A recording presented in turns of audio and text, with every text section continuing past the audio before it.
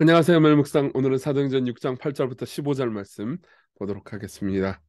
네, 어제는 우리가 스테반을 비롯한 7명의 집사들이 뽑히는 장면이었죠. 집사라는 단어는 어, 없었죠. 그런데 이제 7명이 뽑혀서 사실 이후에 이제 이 사람들이 집사 역할을 하게 되죠. 그래서 교회를 잘 섬기게 되고 교회는 하나님의 말씀으로 충만해지고 그리고 교회는 날이 갈수록 성장해 갑니다. 그러다가 이제 박해가 일어나거든요.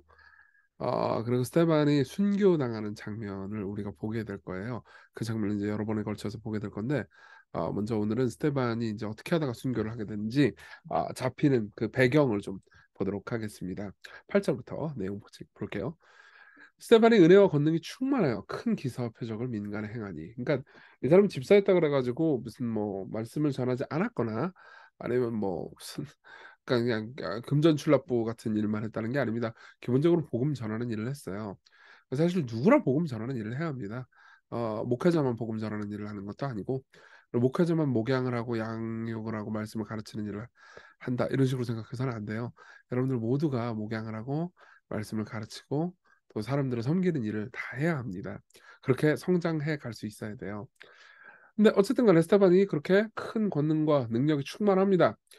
이른바 자유민들, 그즉 구레네인, 알렉산드리아인, 길리기아와 아시아에서 온 사람들이 회당에서 어떤 자들이 일어나 스테반과 더불어 논쟁합니다. 그러니까 여기서 자유민들이라 하면 원래 노예였다가 자유민이 된 사람들을 가리키는 건데, 그러니까 이방 지역에 살던 그리스어를 쓰던 유대인들인 것 같아요. 근데 이제 그런 게 있어요. 사실 우리나라 사람들이 외국에 나가면 더 보수화되는 경향이 좀 있거든요. 그러니까 한인들 중에서 미국에 있는 한인들이 한국에 있는 한인보다 더 보수화되거나 아마 외국에 이제 한인 교회를 가보신 분들은 그러니까 굉장히 보수적인 교회 분위기를 보면서 놀라는 분들도 있습니다. 외국 가면 더 그런 것 같아요. 그런 것처럼 이제 당시에 외국에 있던 유대인들은 더 이제 유대교에 천착하는 경향이 있었던 것 같아요. 근데 이제 그 사람들이 스테반하고 논쟁을 합니다. 논쟁을 하는데 스테반이 지혜와 성령으로 말하면 그들이 능히 당하지 못해요. 그러니까 굉장한 지혜와 또 말씀의 능력으로 논쟁을 한 거죠. 근데 그러니까는 어떻게 하냐? 이 저기 자유민들 이 사람들이 사람들을 매수하여 말하게 하되 이 사람이 모세와 하나님을 모독하는 말을 하는 것을 우리가 들었노라 하게 하고 그러니까 실제로 하나님과 모세를 모독하는 거를 스테반은 한 적이 없거든요. 근데 이 사람들이 이제 거짓말로 이런 얘기를 하는 거죠. 거짓말은 시기심 때문에 했을 겁니다.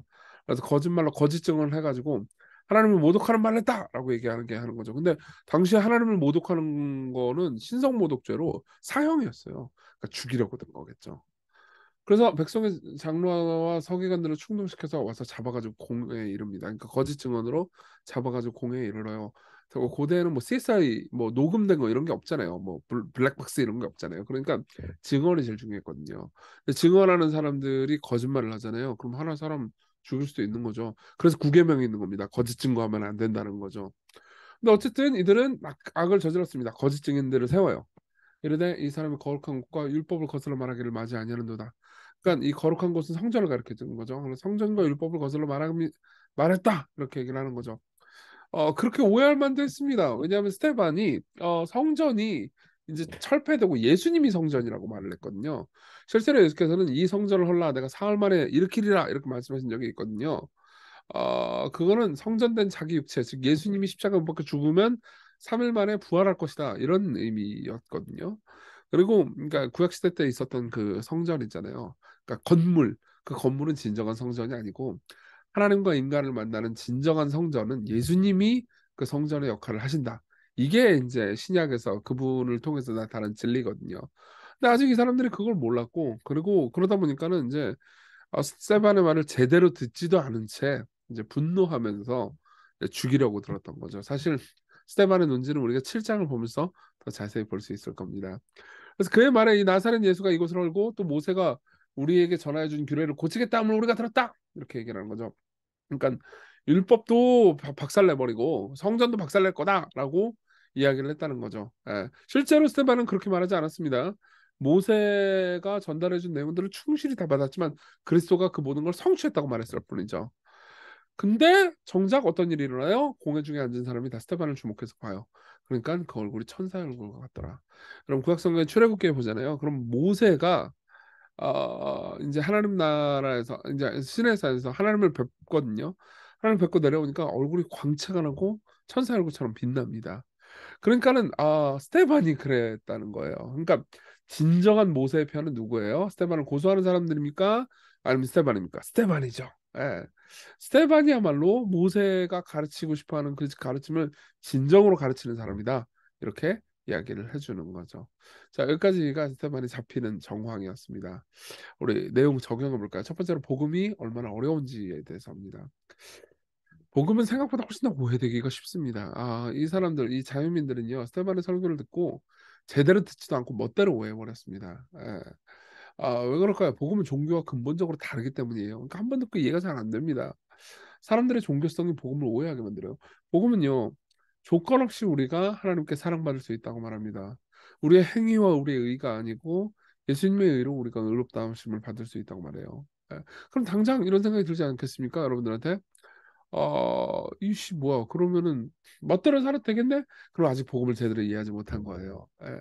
아직도 종교성이 강한 거죠. 그리고 사람들은 복음을 쉽게 미워하기 되게 쉽습니다. 실제로 저도 복음을 오랫동안 전하면서 정말 많은 분들이 이 문제에 걸려 넘어지는 걸 봤어요. 복음은요, 우리 모두가 죄인이라고 말합니다. 그러니까 자기 의를 다 부셔버리죠. 예. 그리고 예수님만이 영원한 의라고 해요. 그거는 뭐예요? 내가 지금까지 행한 모든 의가 의미가 없고 그리스도 안에서 하나님께서 우리를 위해서 하신 일이 의미가 있다 이런 거죠. 그러면 우리가 나중에 수고하고 고생해서 상을 받는 것도 뭐예요? 내 공로 때문이 아니고 예수님의 공로라는 거죠. 그래서 성경은요, 순종을 그리고 선행을 하게 되는 동기가, 그러니까 뭐 교만한 마음으로 상 받기 위해서 혹은 저기 뭐지? 두려워하는 마음으로 벌 받을까 봐 이게 아니고 하나님을 사랑하고 기뻐하기 때문에 순종하려는 마음을 가지게 해주죠. 이게 복음의 능력입니다. 근데 사람들은 이 복음을 이해하지 못하죠. 그러니까 어떻게 됩니까? 내 행위가 다 아무것도 아니라고 말하니까 시기심이 안 날 수가 없죠. 분노가 안 일어날 수 없죠. 그래서 사람들은 스테반이 잘못한 게 없다는 걸 아는데도 불구하고 거짓 증거까지 해가면서 죽이려고 하죠. 이게 복음의 어려움입니다. 여러분들이 복음을 깊이 있게 이해하고 받아들이지 않잖아요. 여러분들은 복음을 미워하게 될 겁니다. 복음을 전하는 사람도 미워하게 되겠죠. 그리고 여러분들이 복음을 내면화하고 깊이 사랑하게 되잖아요. 그럼 여러분들은 종종 박해를 받고 오해를 받게 될 겁니다. 두 번째로 예수님을 깊이 생각해 봅시다. 성전과 율법을 왜곡했다 이렇게 이야기를 하잖아요. 근데 왜 그런 식으로 오해를 받았을까요? 이유는 간단합니다. 성전과 율법의 진정한 성취가 예수님 안에서 일어났다라고 스테반이 이야기를 했기 때문이죠. 예수님만이 진정한 성전이에요. 그러니까 무슨 말이냐면 그분만 통해서만 우리는 하나님을 만날 수 있습니다. 원래 성전 안에서만 하나님을 만날 수 있었거든요. 예수님이 진정한 성전이라면은 예수님 안에서만 진짜 하나님을 만날 수 있는 거겠죠. 그리고 그분 안에서 계속 하나님을 알게 되잖아요. 그럼 여러분들은 스테반처럼요, 영광스러운 모습이 될 겁니다. 성화될 거예요. 그리고 율법도 생각합시다. 예수님이 율법의 진정한 모든 걸 성취하셨어요. 그분 율법의 모든 법들을 다 완벽하게 지켰습니다. 그리고 그분을 믿는 모든 사람들에게 그분이 지킨 율법의 공로를 다 조건 없이 공짜로 선물해 주셨죠. 예. 그러니까 그분은 율법 자신이기도 합니다. 여러분 보세요. 제가 여러분들한테 옛날에도 이런 얘기 많이 했는데 여러분들한테 목회를 하십시오. 새가족반이라는 책을 쓰십시오. 뭐 이런 식으로 얘기를 한다고 명령을 한다고 합시다. 그럼 여러분들 무슨 생각이 들어요? 오, 자기 얘기하네? 고기를 많이 먹으십시오. 자기 얘기하네? 이렇게 생각하잖아요. 명령을 해도. 그렇죠? 마찬가지예요. 여러분들이 성경의 말씀을 잘 보잖아요. 간음하지 말라, 율법을 도둑질하지 말라, 거짓 증거하지 말라. 이 모든 계명들을 자세히 보잖아요. 그럼 이 계명들이 결국은 예수님을 가리킨다는 걸 하게 될 겁니다. 왜냐하면 이 계명들을 완벽하게 다 지킨 분은 예수님밖에 없거든요. 그분이 우리의 율법을 성취하셨습니다. 예. 그리고 그 그리스도를 보잖아요.